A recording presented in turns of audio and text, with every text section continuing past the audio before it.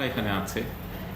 So slowly এখানে দেওয়া আছে, সাইডে কিছু ফুটনোট দেওয়া আছে, ওগুলো দেখে মানে এই কোশ্চেনটাতে কী প্রবলেম আছে সেটা একটু সিম্পলিফাই করা যেতে পারে। টেস্ট ফর আয়ন্স অ্যান্ড গ্যাসেস ওই আমার নোটশিট যেটা আছে সেটার মূলত মানে 4 and 5 number page enough to understand all the solution. So নোটশিটটা কালেক্ট করে ওই নোটশিটের 4 নম্বর এবং 5 নম্বর পেজ এই দুটো যদি মানে বুঝে নেওয়া যায় তাহলে সলিউশনগুলো ক্লিয়ার হয়ে যায়।